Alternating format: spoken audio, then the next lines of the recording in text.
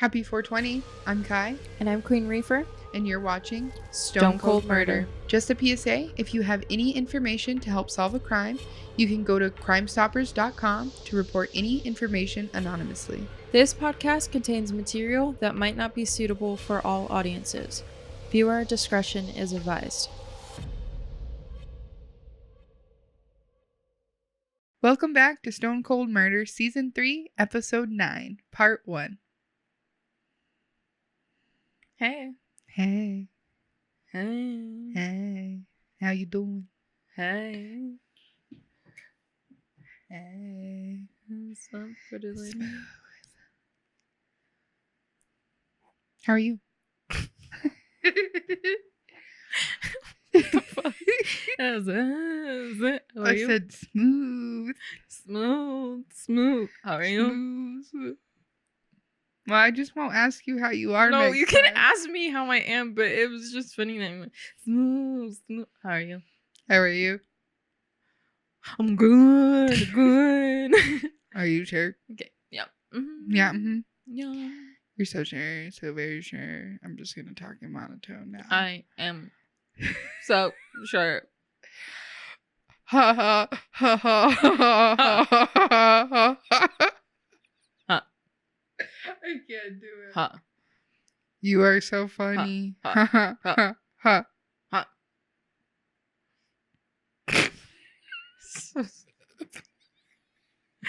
Okay. Anyway, I'm doing good. How are you?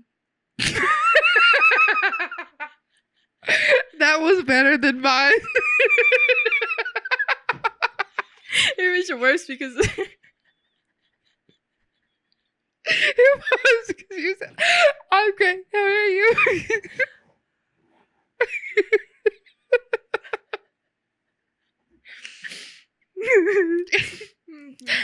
I'm great. How are you? I'm good, bro. We just good, will brother. stop asking how we are.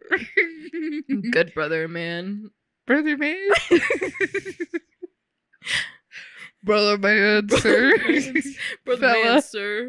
Smart fella that he felt smart. Fart smeller. How are you? I'm good. Okay. Yeah, I'm great. No way you did it a second time. Ooh, kill him. Ooh, kill him. Kill him. Well, now that we've secured that we're both great and fine and lovely.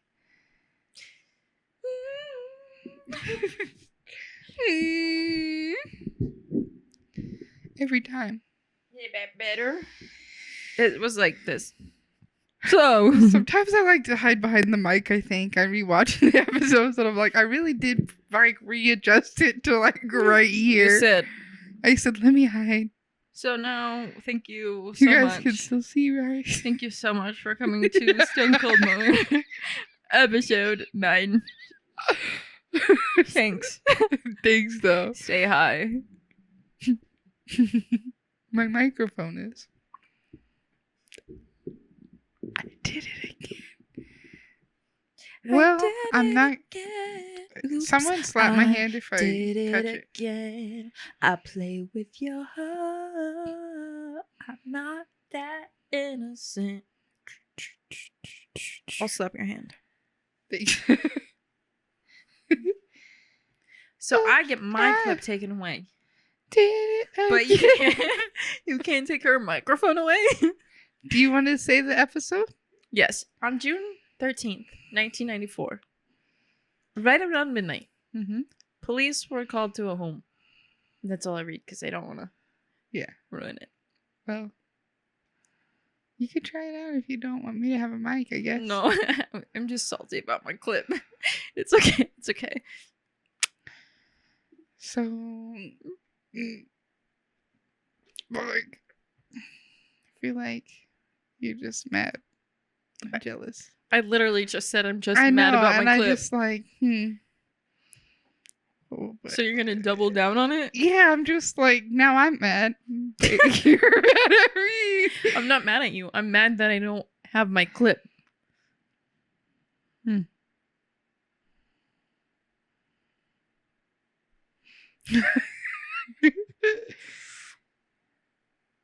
Okay. All right. Well, sorry you can't have your clip, but you have your lip gloss this time.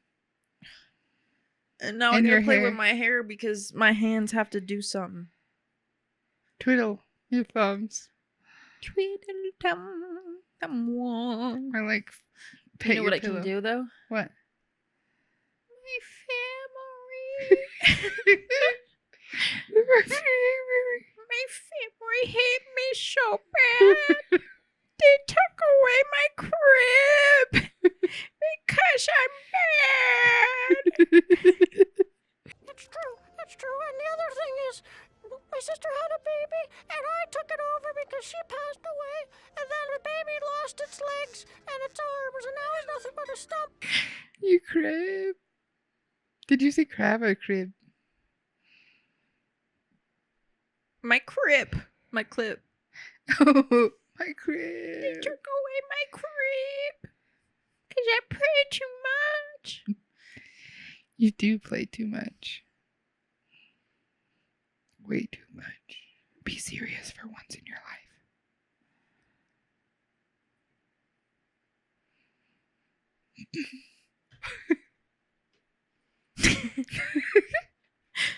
She said,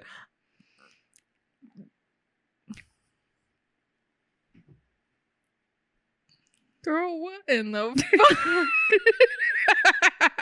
What in the fuck? I don't know. It's being dramatic, I suppose.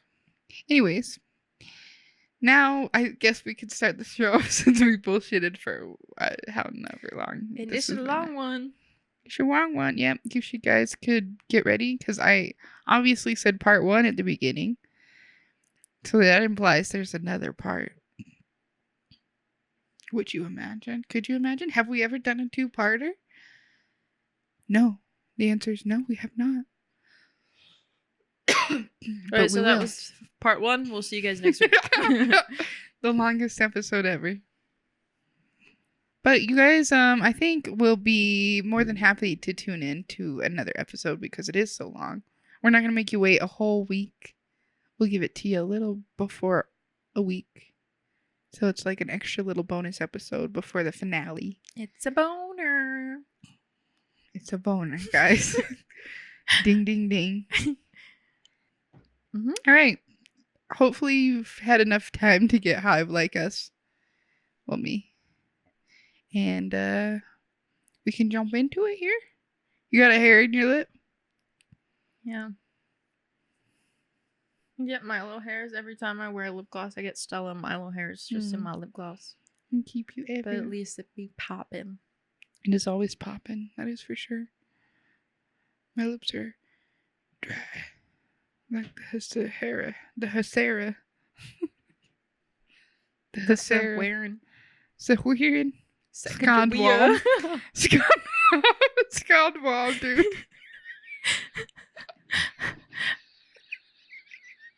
You know what's so funny? I watch 1,000 Pound Sisters, and I always laugh because they always make jokes and laugh at themselves, and I'm like, they're always laughing at themselves, and then we do the episode. I said, we are just the same. We are them. They are us. Because we really do be cracking ourselves up. We just be making dumb jokes that nobody else understands, or like... Yeah, I wonder how many people watch the beginning of our episodes and are like, these fucking dumb bitches. I hope they love them. They're like a little get to know us. I hate it here sometimes. Skandwall. Sacagawea.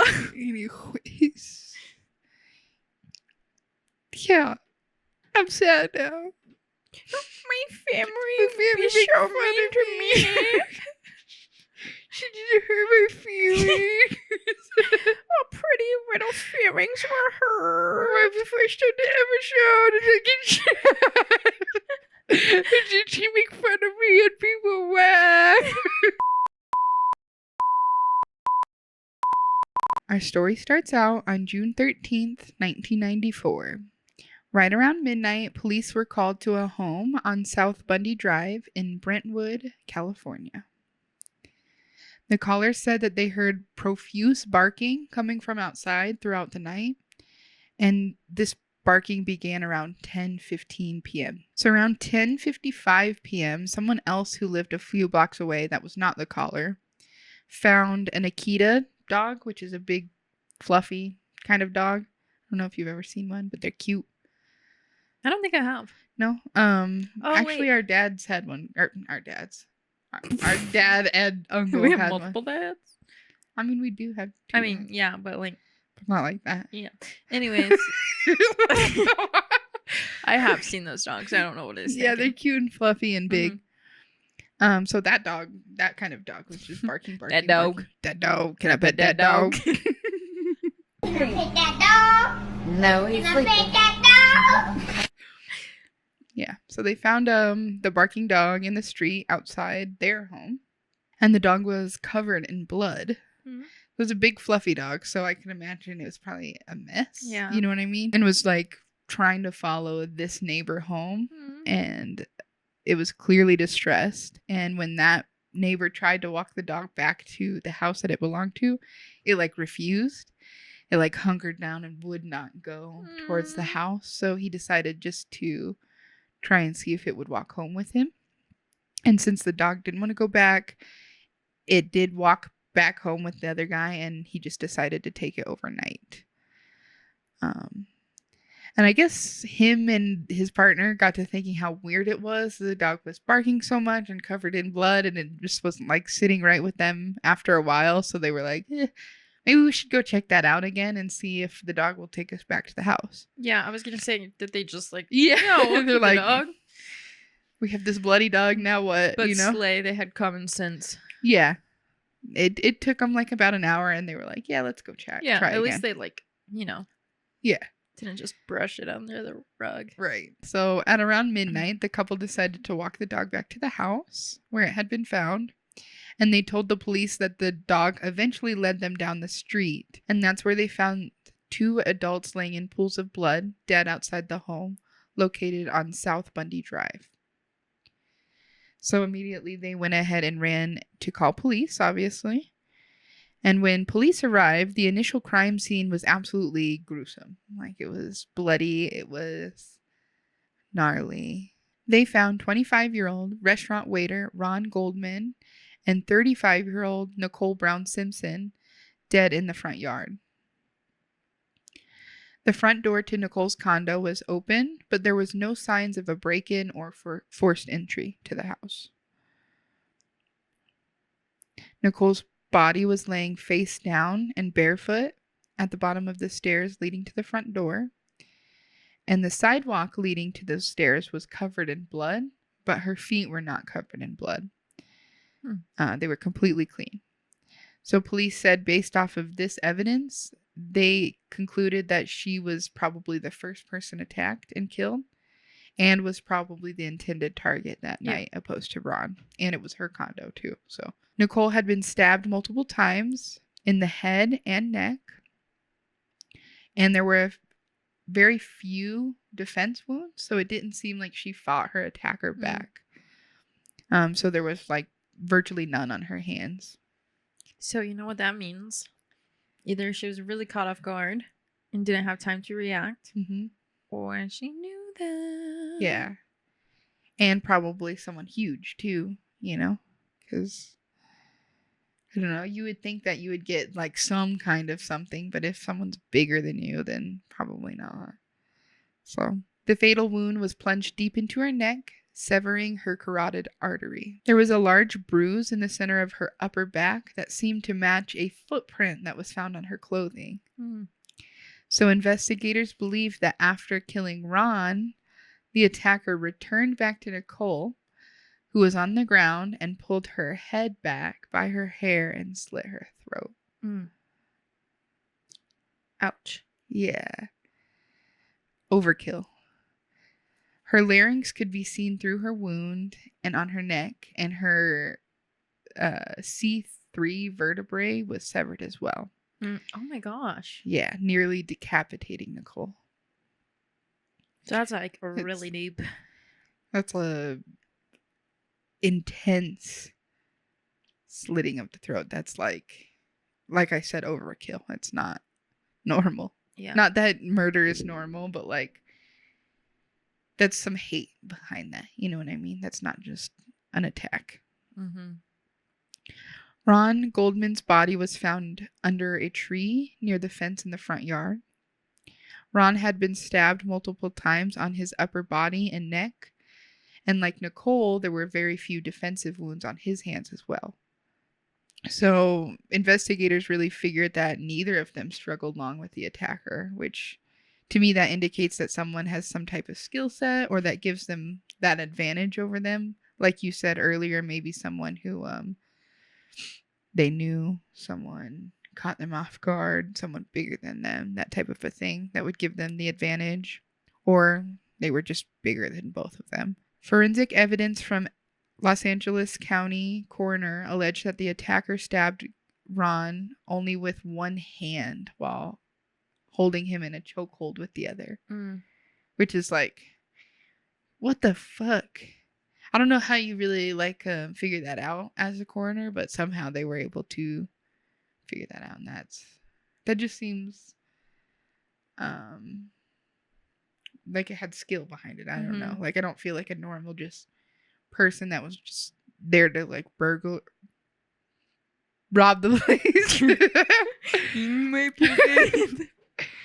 I got a copy of Bagalories. Yes, Bagalories. Yeah, I don't think it was just like a robber. Yeah, so to speak. And it just seems like someone's like way bigger than them. Right. Or like you said, trained. Right. Has to be something like that, because no Joe Blow off the street is just choke holding someone and stabbing them at the same time. That's crazy. So near Ron's body, investigators found a blue knit cap, a left-handed extra large light leather glove, and an envelope containing the glasses that Ron was returning to Nicole that night. So it's just they're returning something. Mm-hmm. Oh, so unfortunate. Yeah.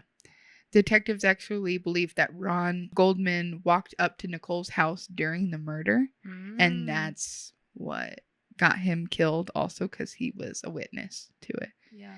Not that, he was there together or anything, because that is a common thought that they were either like sleeping together or seeing each other. He was there at her house, but I do believe they were friends, but not close enough to where he was hanging out there. He was just there to return her glasses, which is really sad.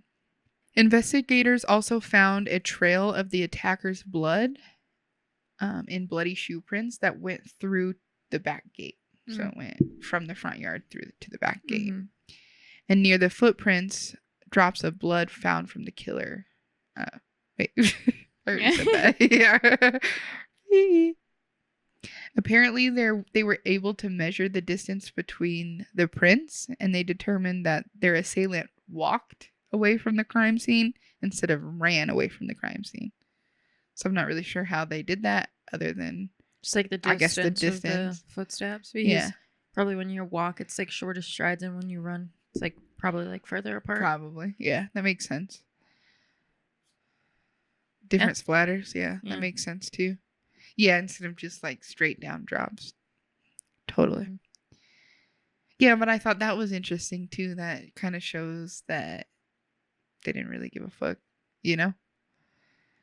After confirming that Nicole was the female victim, LAPD Commander Keith Bushy ordered Detective Tom Lang, Philip Vantner, Ron Phillips, and Mark Fuhrman to notify OJ Simpson of her death. So OJ was the ex-husband of Nicole and the father of both their kids. So unfortunately, Nicole and OJ's kids were home in the condo at the time of the murder. At that same condo? What? At that same condo? At the same condo Nicole and Ron were murdered in. They were at home sleeping that whole time. How did their dog get out if the kids were still inside? The front door was left open. And the front door had no signs of forced entry or anything like that. So it seemed like Nicole had opened the door. Maybe she was expecting Ron to bring her the glasses, open the door to attack her, and, was murdered. And then Ron was also murdered, and whoever the attacker wasn't there to rob them, It's crazy that their kids didn't wake up to any of the dog barking or screams. Yeah. Right? Yeah. Kids sometimes sleep through a lot, though. How old are their kids? I didn't look that up. They're young, though. Younger, like middle school, elementary school age. Maybe we'll look that up later. But yeah, I don't know. Like, my partner, he slept through a building blowing up in his hometown when he was a kid. And it shook their whole house and like broke some of their windows. And it was like loud, and him and his brother both slept through it. So like, it is kind of possible. Yeah. And there's a couple cases that they're like, oh yeah, our whole family was murdered in the other room and we heard nothing. Like the Kitty Cabin murders that I did a couple seasons back. That one, there was survivors that didn't wake up. So yeah, I guess some people are just really heavy sleeping. But it was crazy that their dog was like barking to the point people like called right about it. Right. It was upset. Obviously. I don't know how people are that like heavy of sleepers. No, I could never. Because I hear like something like small outside and I wake up immediately. Yeah. So because the children were sleeping and because it was his ex-wife, OJ was notified about Nicole's death. And the detectives were asked to escort him to the police station to pick up their children from the police station because they were escorted there as well.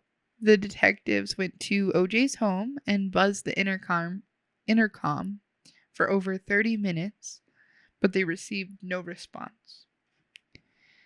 So we have to remember that OJ is a former NFL player. Man, I can't talk. So he has a big house that requires you to buzz before you can even get into the driveway. Buzz, buzz. Buzz, buzz, buzz. So he wasn't answering for over 30 minutes, but they noted that his car was parked in an awkward angle outside the home, with its back end more out than the front on the street. So it was like parked parallel, but it was kind of like, perpendicular, or it was supposed to be perpendicular, but it was out a little bit. And there was blood on the door of his car, which they feared meant that maybe OJ was hurt. Also, like Nicole, maybe it was like a planned attack on both of them, so they feared OJ may have been hurt as well. And they were instructed to scale the wall of his gate and unlock it, which, I don't know. They admit that they entered without a search warrant, so maybe that wasn't the best. But they did admit that they thought it was circumstances that required this, specifically out of fear that someone inside may be injured, which I do understand. Furman briefly interviewed Cato Kalin, who was living in the guest home on the property at that time. So he wasn't living in the house with OJ, but they had a little guest house outside that he was living in. And Cato told the detectives that the car belonged to OJ, and earlier that night he had heard thumps on the wall. So he walked around the premises to inspect, but found nothing out of the ordinary. And Furman found a bloodstained glove, a right-handed glove specifically, which was determined to be the mate of the left-hand glove found next to the body of Ron Goldman. And that was at OJ's house. So either maybe whoever attacked them did have a planned attack on both of them, got to the house and OJ wasn't there. He dropped a glove, something of that sort. No. Or, maybe someone else dropped it that lives at the house. No. No. So this evidence, obviously, along with the presence of blood in the driveway and on OJ Simpson's vehicle, this constituted probable cause for a search warrant for the location that they were at, which was the Simpson home. And it was applied and granted for them to do so. So they went ahead and searched his home. And during all this, OJ was in Chicago. Or at least he had just arrived in Chicago at the time. And that's where we'll take our first smoke break. And this smoke break is brought to you by No Clip. That's what you literally fucking sound like.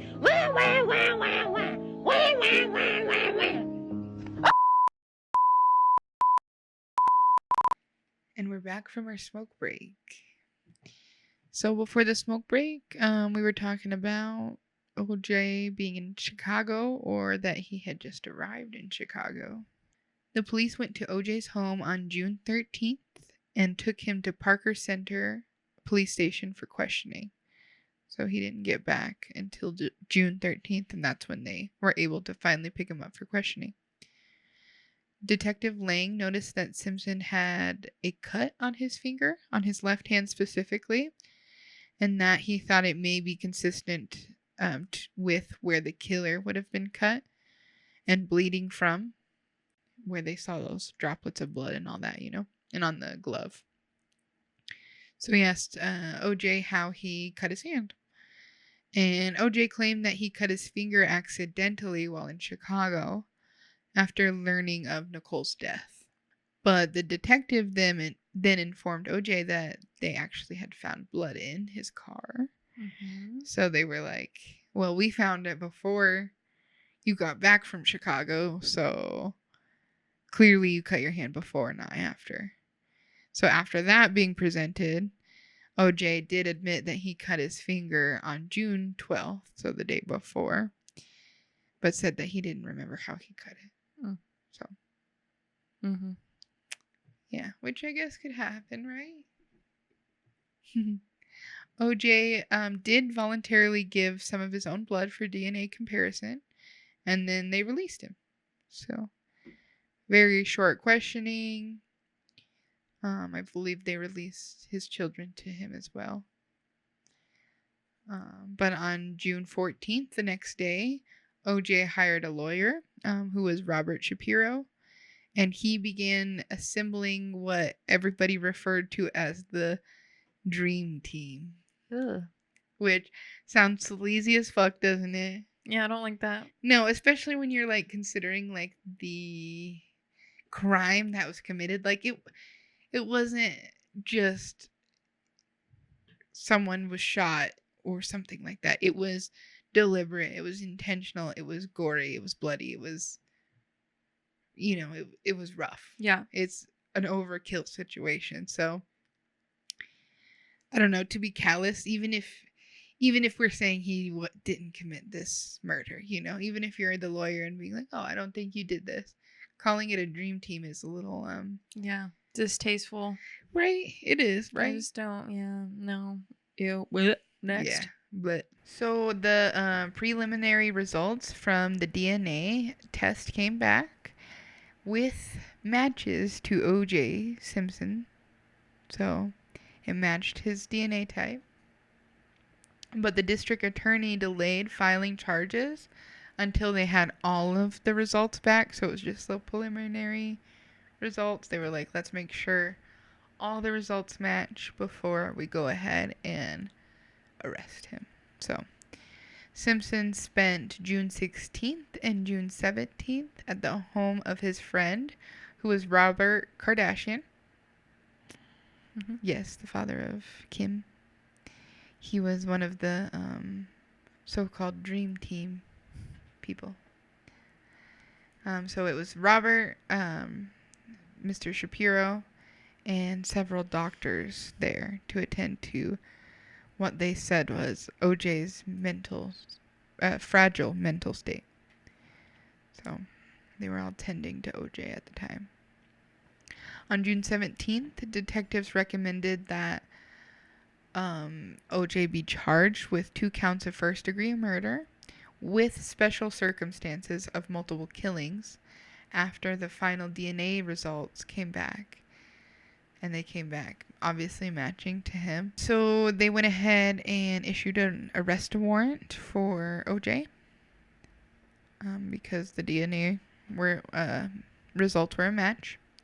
So LAPD notified Shapiro at 8:30 a.m. that Simpson was to turn himself in that day. And at 9:30 a.m., Shapiro went to Robert Kardashian's home to tell him that OJ Simpson would need to turn himself in by 11 a.m. that day. An hour after the murder charges were filed. So they filed those at like 10 a.m., I guess. OJ told Robert Shapiro that he wanted to turn himself in, to which the police agreed. They were like, yes, that's what we want you to do. That's what you should do. Let's make this easy. They believed that someone as famous as OJ Simpson wouldn't attempt anything weird. Of course, we all know that's not the case here. So the police agreed to delay Simpson's surrender until noon to allow him to be seen by a mental health specialist, make sure he was doing all right, and because he was showing signs of suicidal depression. So they were like, well, we're going to delay this a little bit. You get checked out.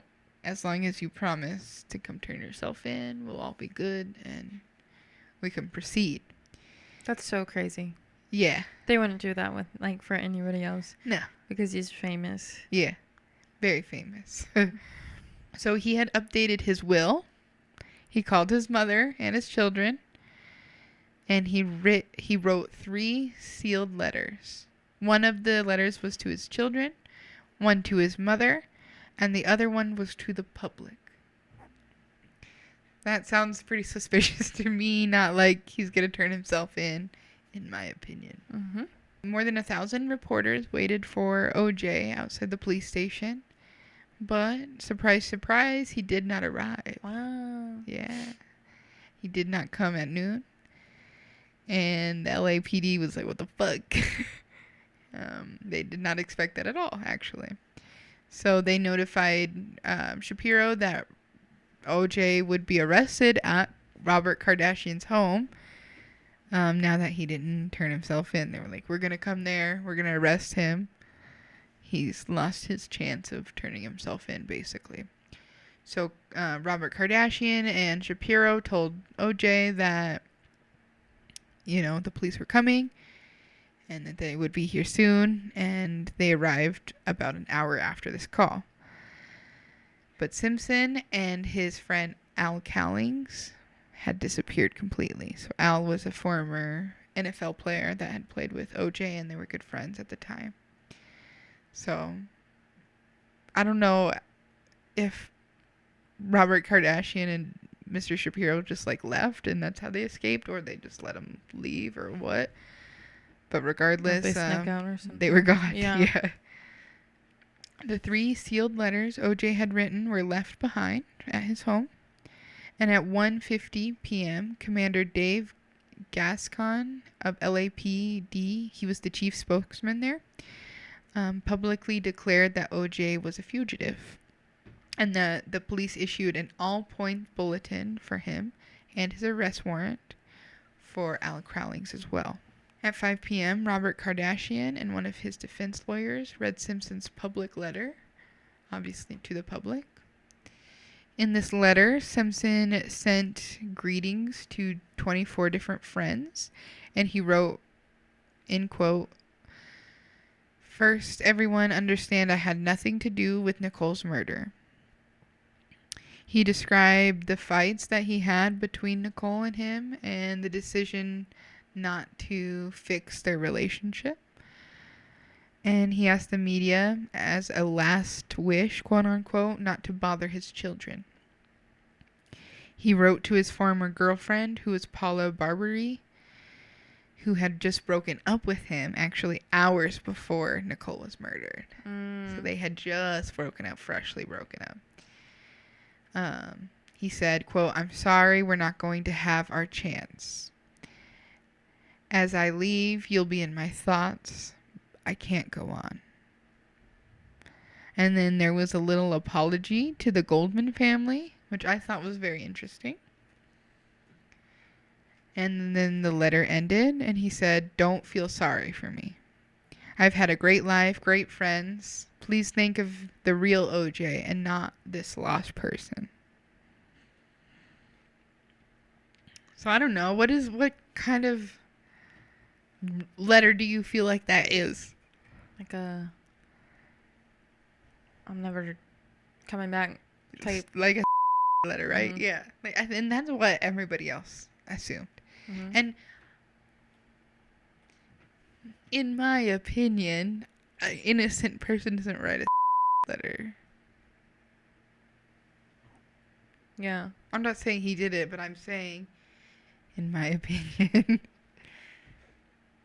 I'm not writing a letter and thinking about killing myself, and writing an apology to Ron's family as well in this letter. Yeah, why would you have to write an apology to Ron's family?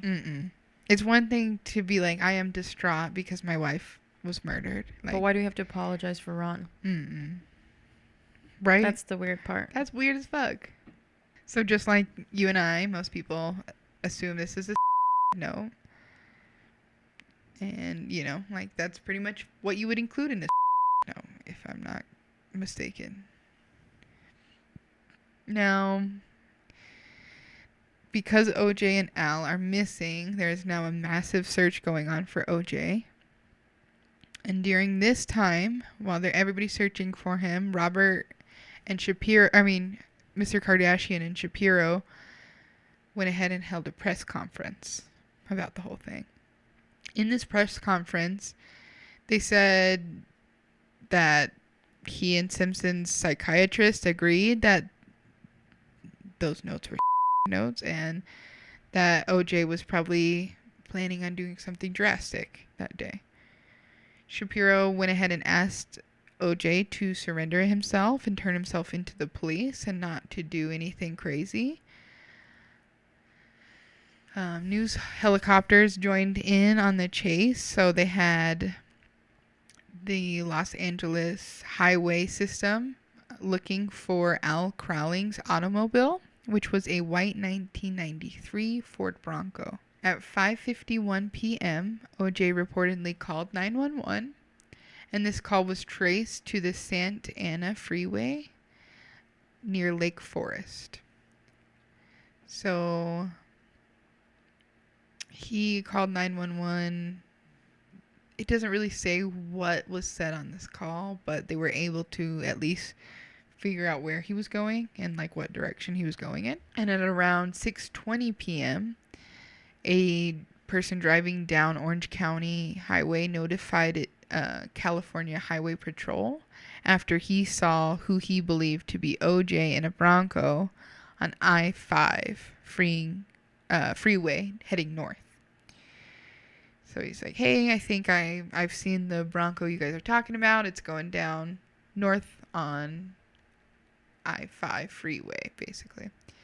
So the police tracked the calls placed by Simpson on his cell phone and the call from the motorist, and were able to find out where the Bronco was driving. So at 6:45 p.m., police officer Ruth Dixon saw the Bronco heading north on Interstate 405.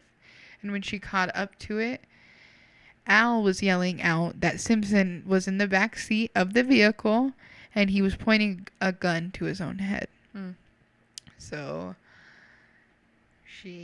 police officer Ruth Dixon backed off from the vehicle. She stopped, pursuing so close. And with 20 other police cars following him and news helicopters following her, they just chased the Bronco as it drove down.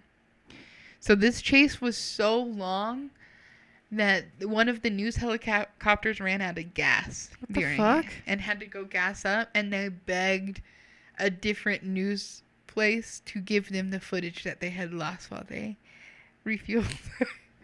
So it's like that. It was all over the news. It was, jeez, like prime shit that people wanted. You know, that's all they wanted to report on. That was everything. You know, and it was already a high-profile case with OJ being the main suspect, and then him pulling this whole chase thing off. People were like, "What the fuck? What is going on? What is happening?" Knowing that Al Crowlings was listening to the news, they came up with a plan. So they went ahead and had Pete Arbogast, who was a sports announcer, call Simpson's former USC football coach, who was John McKay, and had him just try and speak to OJ. Since he was his former coach, they thought maybe he could talk some sense into him, get him to calm down, be able to turn himself in, and end this police chase. So it was reported that they both cried and talked a little while. And while on the phone, OJ told McKay, "Okay, coach, I won't do anything stupid, I promise." Officials tried to figure out how to pursue OJ at this time and try to get him to surrender peacefully. Detective Lang, who had interviewed OJ about the murders on June 13th, realized that he still had his cell phone number at the time. So they hooked a tape recorder up to the phone and they called him multiple times to try to reach him. Eventually, they were able to get a hold of him, and they were able to capture a conversation between OJ and Lang.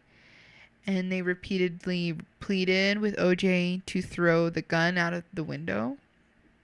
And they told him to think of his mother, think of his children, you know, think of these things before you do something that... Oops. You know, think of these things before you do something that you can't come back from, basically. Yeah.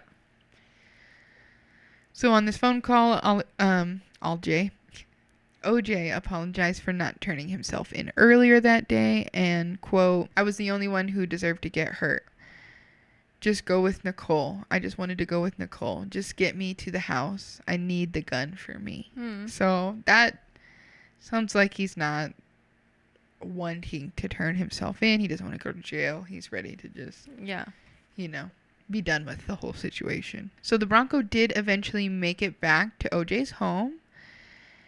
And as Al was parking in the car, you can hear him calling to OJ to surrender and end the chase peacefully. So he's like, "Hey man, like, it's not worth it. We might as well just end this. Just surrender peacefully. We don't really need to do anything more." So this was broadcasted literally everywhere. And honestly, people just stopped what they were doing. Everywhere. Work stopped. Dentist shit stopped. People dentist stopped. Shit. No, I love how you just like, well, work stopped, dentist. They stopped. Dentist shit. You know, like, people were watching this everywhere. And I don't think I put it in this part, but someone calculated how much money was lost in revenue just by people stopped working to watch this stuff. It was in the millions. Yeah. Which is crazy. It's like how prolific this type of a thing was. And it was 1994, so like not a lot of this shit happens, you know, or had happened to this point. I just thought it was so funny. You just put dentist so specifically. Dentist shit. They stopped. They stopped the dentist shit, dude. Every television network showed the chase, and local news outlets interrupted regularly scheduled programming to cover the incident. So they were just like, fuck everything. We're going to show this instead. So this whole chase was watched by an estimated 95 million viewers nationwide. 95 million people said, "Yeah, I gotta stop and watch this." And it was crazy because only 90 million had watched that year's Super Bowl. Yeah. That's crazy. Yeah, it's crazy. People were invested in this shit. Which I understand why. It's scandalous, for sure.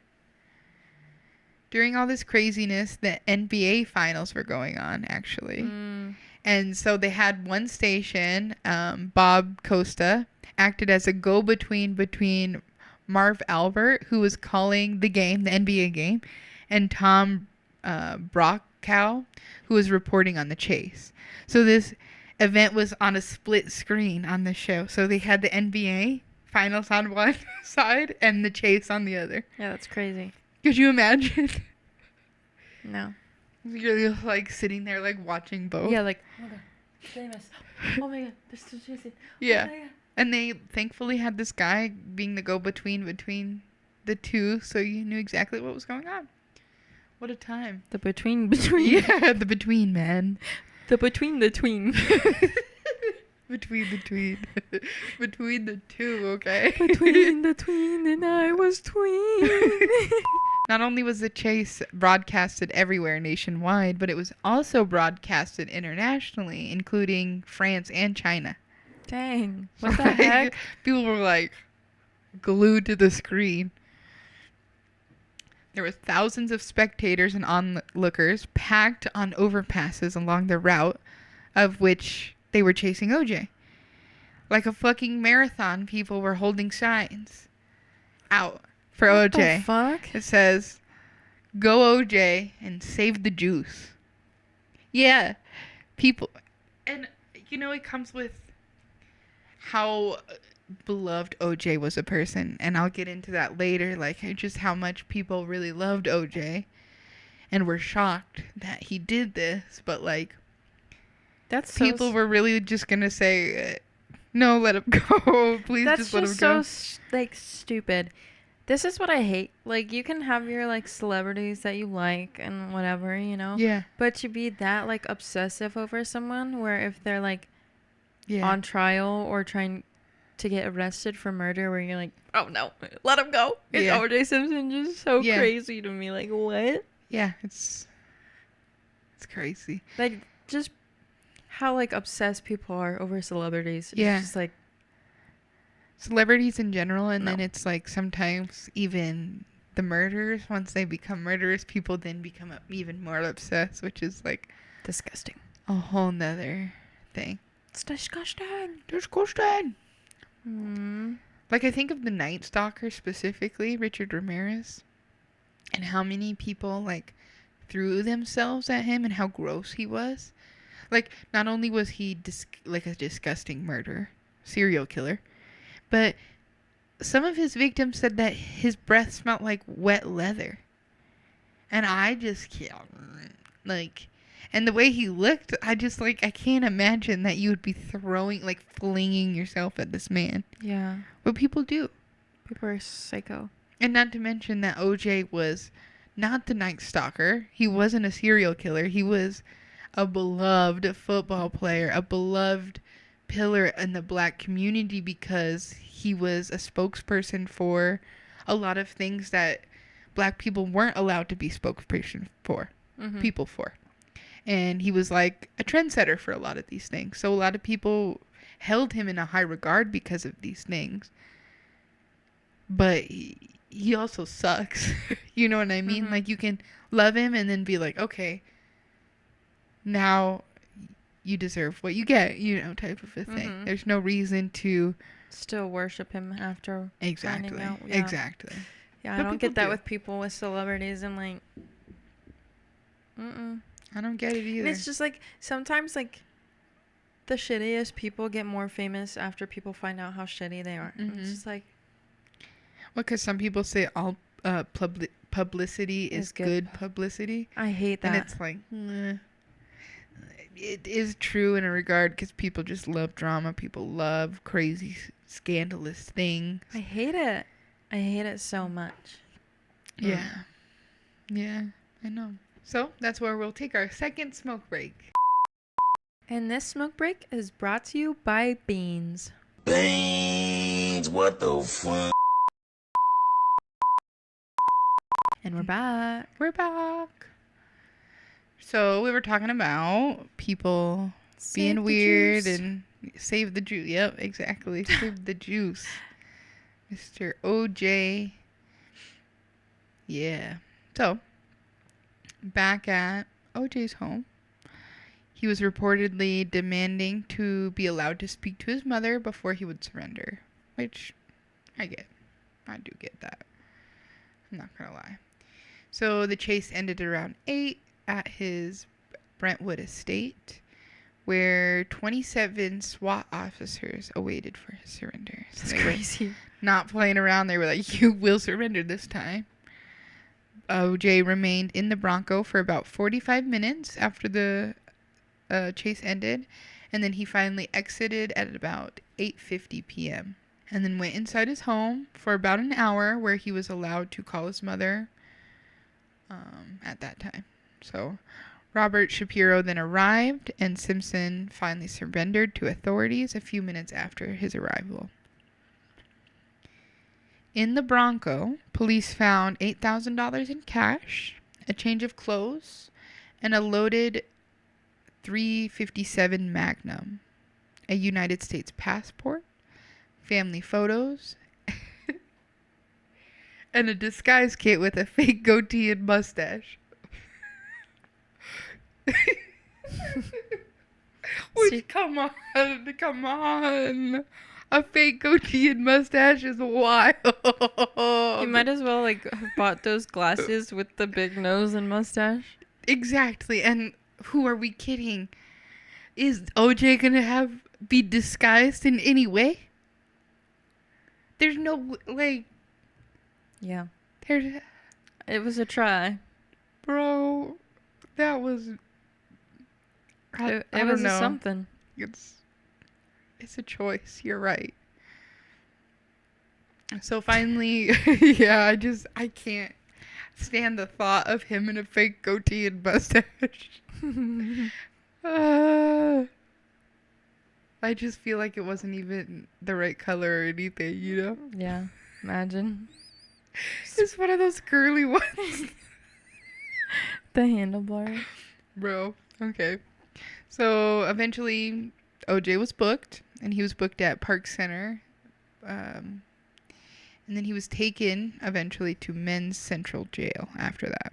Al Crowlings was also booked on suspicion of harboring a fugitive, and he was held on $25,000 bail. No. Write that number again. $250,000 bail. So Al Crowlings was also booked on suspicion of harboring a fugitive, and he was held on $250,000 bail. Yeah. Which I think is fair since he was driving that whole chase. Yeah. On June 20th, OJ was arraigned and pleaded not guilty to both murders, and he was held without bail. The following day, a grand jury called to determine whether to indict him for the 2 murders, but it was dismissed. So they didn't end up doing any of that. So then on June 23rd, as a result of excessive media coverage that could influence the neutrality of the case, authorities held a probable cause hearing to determine whether to bring Simpson to trial or not, which is crazy. Mm-hmm. But it makes sense because it really isn't fair to have that type of media coverage for a case like a murder case. You know what I mean? It's really not, because any other human, yes, it would be covered, but to that extent, probably not. So to be fair, it is good that they at least considered that. I will give them that. But what does that even mean? What part? If they decided not to bring him to trial, do they just book him and he's just like, yeah, you're for sure? Or do they let him go? It would depend, I think, on the judge. But it could go where he would just be let go because they did too much and tainted the outcome of the trial, so to speak. That's also not fair either, though. It's not. Yeah, that's crazy. Yeah. And this case doesn't get handled fairly, to be honest, on either side, in my opinion. I feel like it got way blown out of proportion, and people forgot that it was a murder case. You know, they forget what happened, and they can get their feelings and emotions all tied up to one thing or another, and it turns it into a clown show, like a circus. A clown show. Same thing, I guess. but same shit, different air freshener. Exactly, Lil Wayne. We don't play, boy. I ain't Hugh Hefner.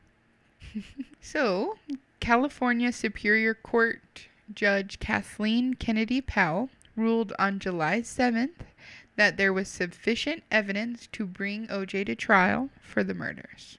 Slay. Yeah. So now we're going to get into some of the evidence found and the days leading up to the trial, and then finally OJ's trial in the case.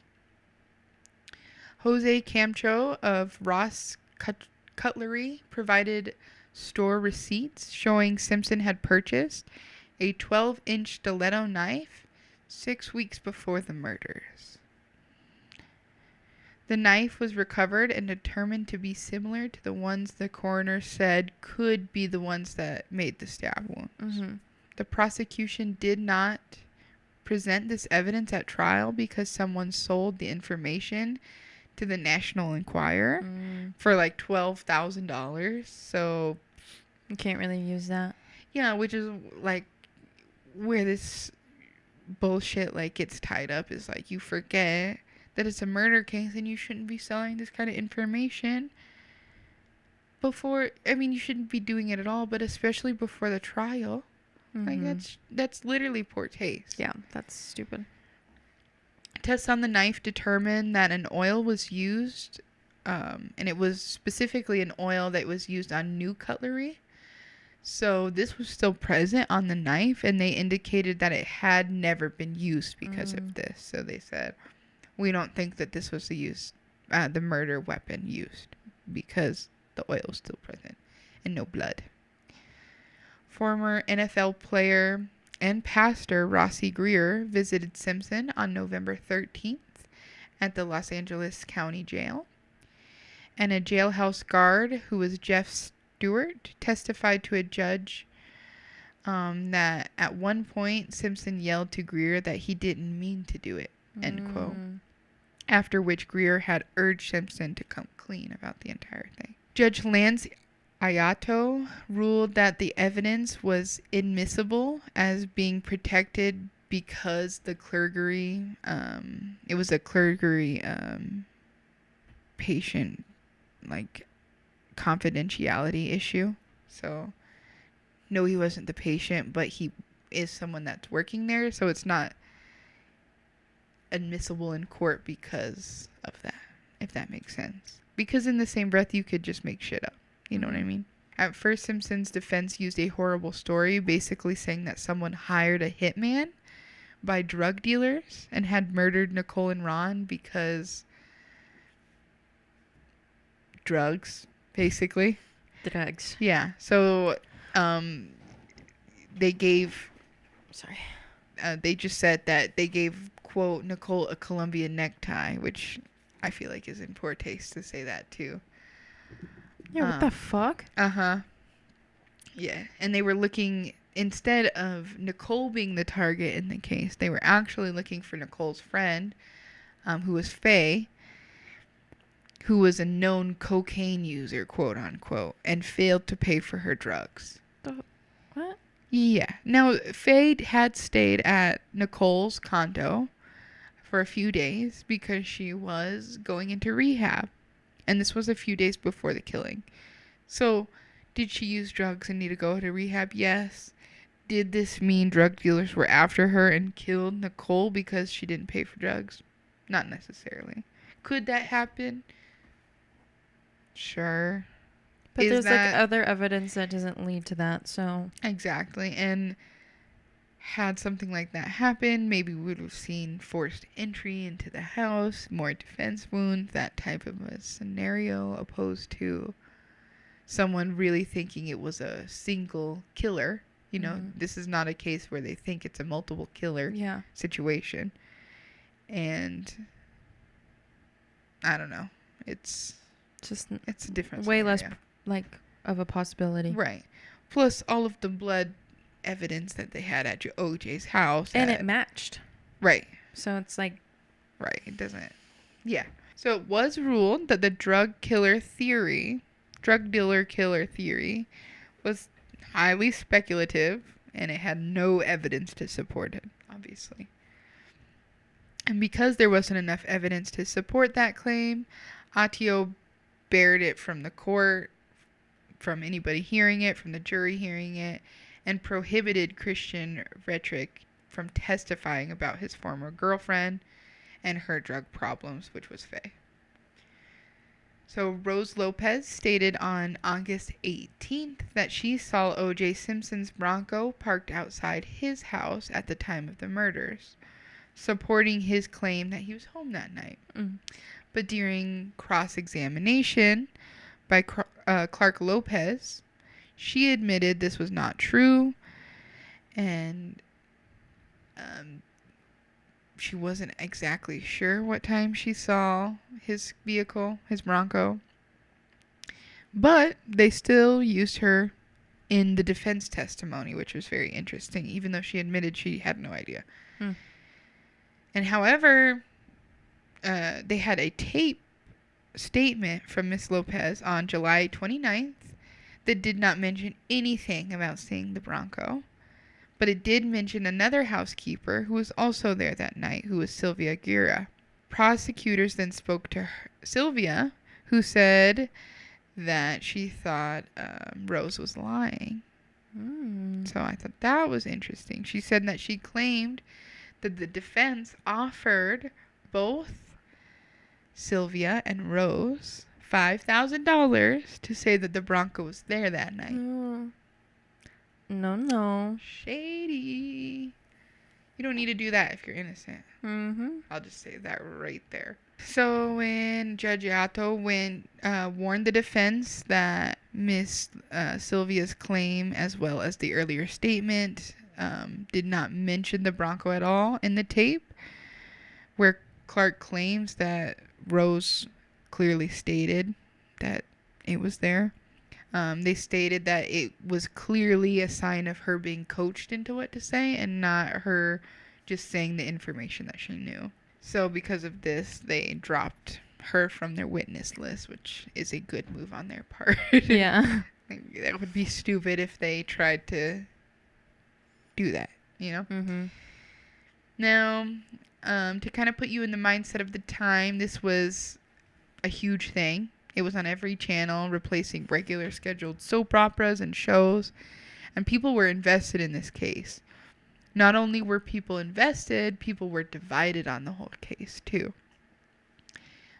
It was not a pretty sight. Like, people were either really upset that OJ was being convicted of this and accused of it, or that, you know, they didn't think that he was being punished enough, basically. People were very divided on this whole thing. And after all, OJ was a very beloved and cherished pillar of the black community. He was a trendsetter, a role model, a renowned football player, and was and is considered one of the best running backs of all time. So we can kind of understand why people were divided, but, you know, well, we're not to the trial yet, so I guess after the trial, I don't get being divided on it, but like before the trial, before all the evidence is presented, like, sure. So one of the producers of NBC's Today said the murder trial was, quote, the biggest story he had ever seen. So this trial received extensive media coverage from the very beginning, and it had an instant book that was proposed 2 hours after the bodies were found. What the fuck? I'm telling you, 2 hours. They didn't even... It was like even scheduled to publish only a few weeks later, too. That's like Stephen King type shit. Yeah, and poor Ron and Nicole hadn't even been in the ground. They weren't even cold yet before that was offered up as a suggestion. No, it's gross. It's greedy. It's gross. It's money-hungry, greedy, yucky people. Yeah. It's yucky, yucky, yucky. No, I don't like that. We don't profit Shame off on you of guys. people's murders. Like, we don't... Like, it's gross. I don't know. Like, it's cool to, like, bring light to the murders, like, you know, but not to, like, make... Exploit. You know? You don't exploit them. Yeah.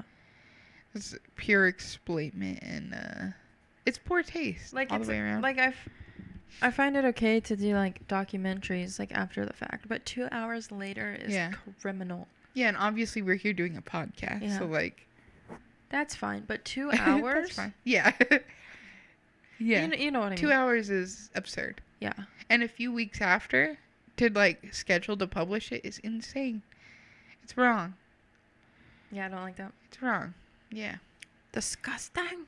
So the nightly news broadcasts from 3 big television networks gave more airtime to the OJ case than the Bosnian War and the Oklahoma City bombing combined, which I think that says all we need to know about like this country and like what we truly care about, because don't get me wrong, I don't think it's an issue to be interested in this kind of thing, this kind of case, this kind of, you know, craziness that happened, because it's a huge case. It's got weird circumstances and a big celebrity. But to think about more coverage on a football player than a whole ass war and a massacre, like, yeah, it's insane to me. The Oklahoma City bombing was one of the deadliest massacres that's happened to our country. Like, it's huge. It was huge. And like, if you guys don't know about it, like, I do suggest to educate yourself on it and, you know, read up about it. But like, it's crazy to me that the one person could take away the light from a war, from this whole bombing that happened, that's crazy. Killed mass amounts of people, opposed to like one person. I'm not saying that her and Ron don't deserve this, but in the same breath, like, what the fuck? Yeah, no, that's insane to think about. Yeah. And for them combined too is crazy. Yeah. Interest in the case was worldwide. Russian President Boris Yeltsin first question to President Clinton when they met in 1995 was, "Do you think OJ did it?" That's crazy. It's crazy, right? Like, I'm not... I don't know. That's wild. Yeah, that he is said, crazy. "Hello, Mr. Clinton. Do you think OJ did it?" Yeah, that's insane. Nice to meet you. Do you think OJ did it? Yeah, no. 2 world leaders getting together and that's the first thing is crazy. I know. Like, what? Okay, anyways. So there was a whole issue to whether or not they should allow video cameras in courtroom, because at this time, this would be like the first case in history to be allowed to use video cameras, or like one of them, you know?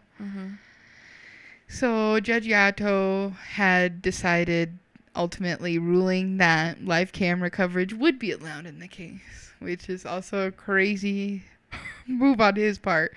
And he was later highly criticized for this decision by other legal professionals, saying that, yeah, that was probably not like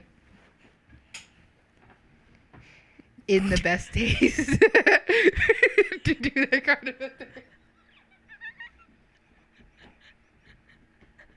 Sorry, my butt hurt. The trial was covered in 2,237 news segments from 1994 to 1997. Like, they ran that shit insane. into the ground over and over and over. The judge was also criticized for allowing the trial to become a media circus and not doing enough to regulate the court proceedings and make sure it's a fair trial. Which I agree with. I completely agree with. On June 27th, 1994, Time published a cover story named, quote, "An American Tragedy," with a photo of OJ on the cover. Time's cover image was darker than a typical magazine cover and darker than the original photo as shown on a Newsweek cover released at the same time. So Time consequently became the subject of a media scandal because of this, because they doctored the photo on the front cover.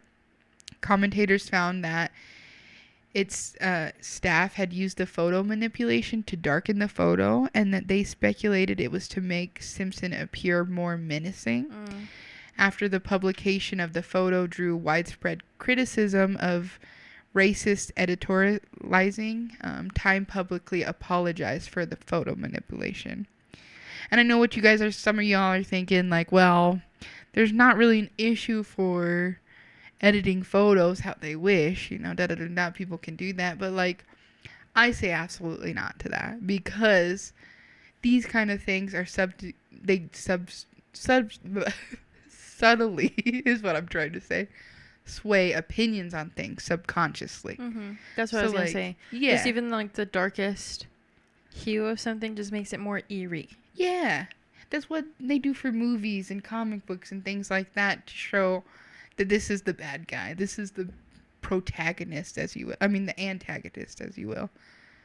Like, yeah, you could say that they can do whatever they want with their photo, but no, like, when someone hasn't been to trial yet and hasn't been convicted of this thing, you can't put those things out there subconsciously to people. After the fact, sure. I don't think that that's as bad. I would agree with you. Yeah. I think after the fact, you do what you please.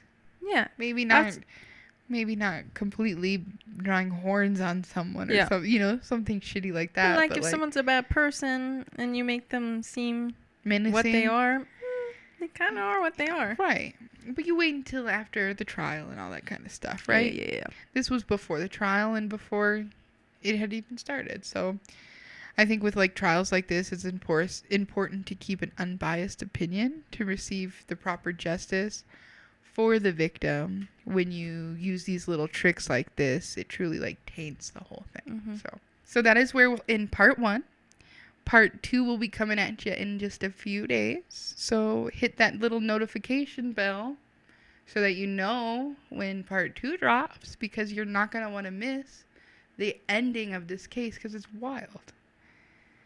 Wild. So, see you there. Turn that noti bell on. Noti.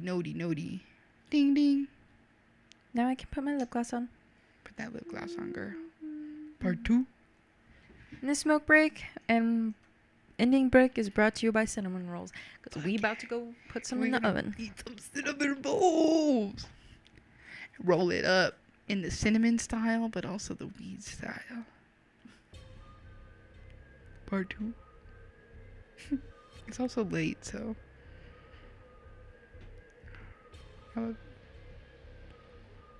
Hey guys, thanks for watching. If you enjoyed the show, please like, subscribe, and hit the notification bell so you know when we drop our next episode. If you want to see more of the host Kai, follow her at Chronic Chaos on all socials. Also, follow Queen Reefer at Queen Reefer on all socials, and if you'd like, catch her on Twitch, where she streams Monday and Friday.